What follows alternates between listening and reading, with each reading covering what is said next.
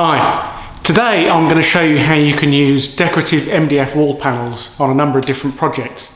I've been provided these MDF panels by MDF Warehouse. They've not paid me to do the video or sponsored this video in any way, but they have provided me the product, but I'm free to describe and review them and tell you exactly what I feel about them. So I looked at a number of different acoustic wall panels that are out there on the market that become very popular, and most of those have a felt backing with decorative wooden strips, some of them real wood, some of them MDF with a facing on them. And they're quite nice panels, very easy to work with, very lightweight, and they can certainly help with the acoustics in a room. But there are some situations where you might need a little bit more strength in that surface, and that's some of the projects that I'm looking at to use these panels myself. So the product that I'm using here is an MDF panel. So this is from MDF Warehouse. These are small panels. I think they're 24 centimeters wide by about 1.2 high. So 10 of these is about the same as an 8x4 sheet. They're made out of 18mm MDF and then machined to have these grooves installed in them. And then I've got a couple of coats of undercoat. So actually, I've had a lot of MDF stock delivered here for skirtings and architrave, and the undercoat I found on those was pretty good. Ended up sanding a lot of it off and doing a couple more coats of undercoat. And I have to say these are nicely machined, very fresh edges, and the primer on them is really quite good.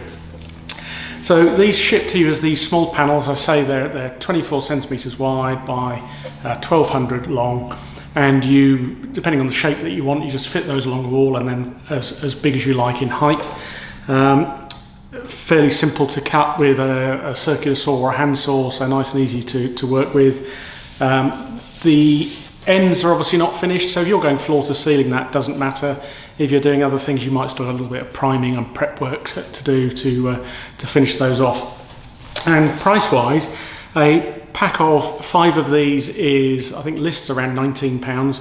At the moment, they're on special offer at about £13. So that means that the equivalent to an 8x4 sheet of 18mm MDF is £26, and that would be around 30, I think I've seen in the DIY stores at the moment. So cheaper to buy than buying sheet and machining it yourself, so saving you a great deal of work.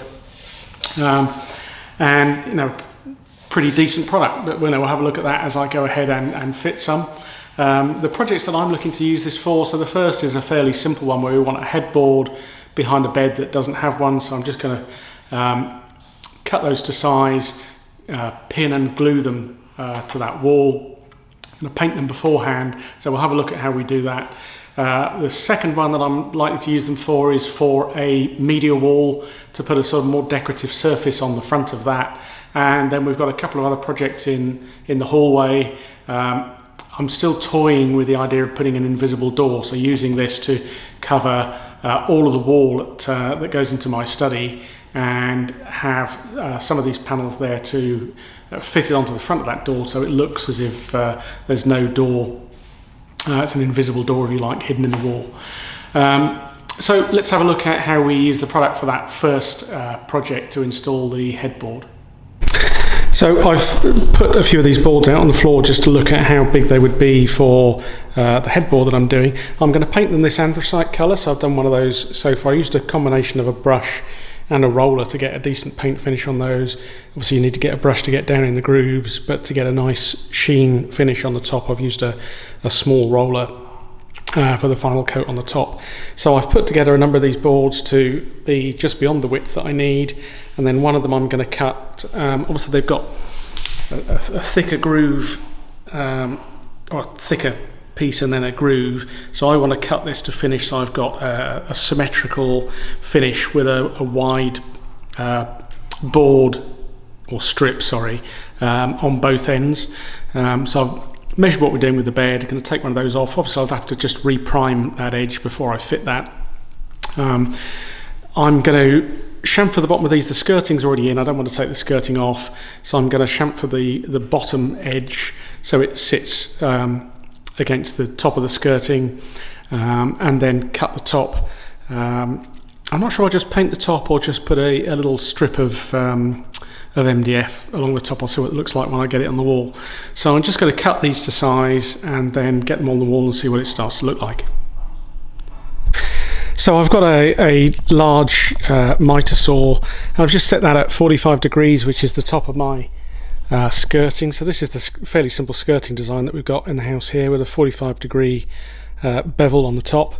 So I've just taken that out at 45, and that'll give me quite a nice neat finish to the top of the skirting. So I'm going to paint this before I put it on. It will leave me a little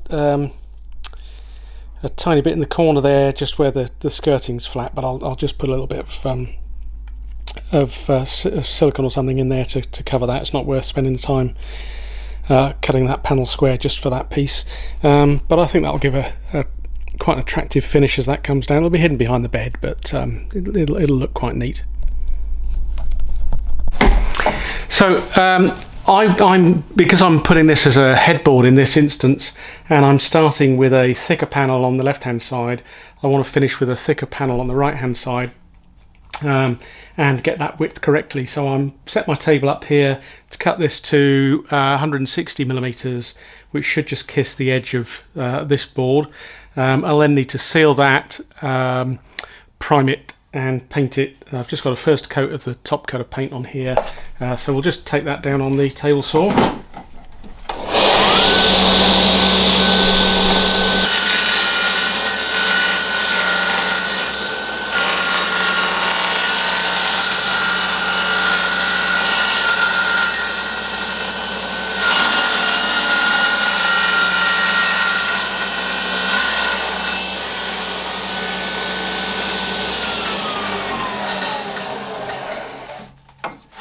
So hopefully you can see on the edge, I've just literally kissed the edge of that, taken the paint off. So I'll just sand that, seal it, and get some primer and then paint that edge. That'll be my finished edge on the right hand side. You can see here I've cut all of the panels and given them a couple of coats of paint. Just put them down on the floor just to check they're all the same length, and then measured the width again, and it's added a few millimeters. Obviously I've got paint on either side of each of the boards, so it's just made it a tiny bit wider. Doesn't matter in my instance here. You can see on this end I've cut that so we've got a wide panel on either side to make it nice and symmetrical.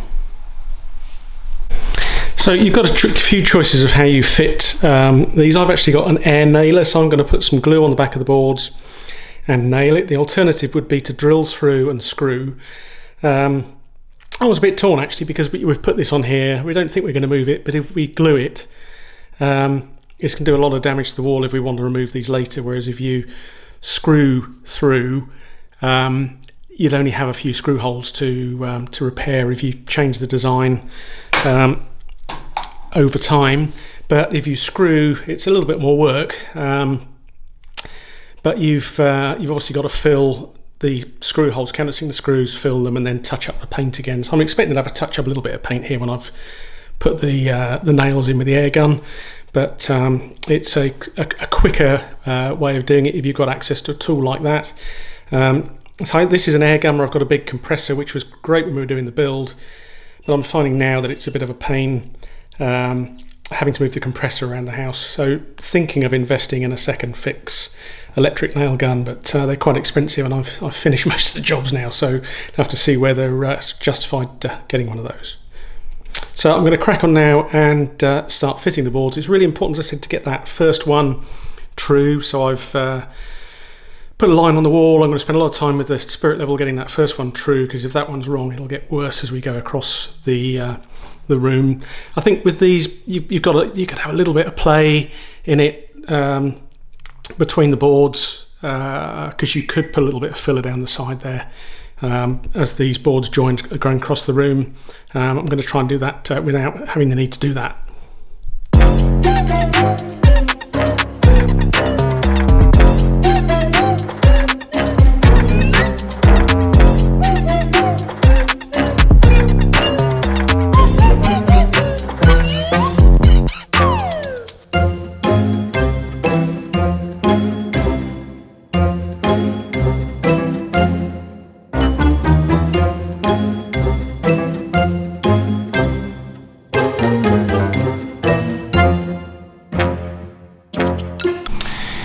So in summary, what do I think of this board? So as I said, it's no more expensive, or actually potentially slightly cheaper than buying a sheet of MDF.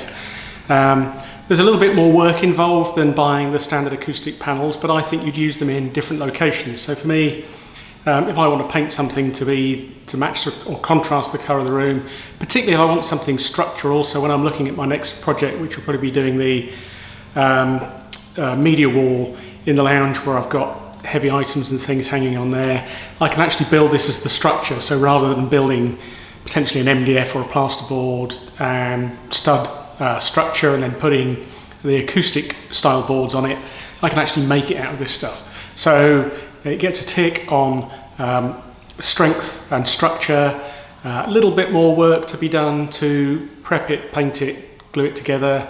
As you can see in the time lapse I did, it was very quick to install using a nail gun. It would take a little bit longer if you were drilling and screwing. But overall, I think it's a fantastic product.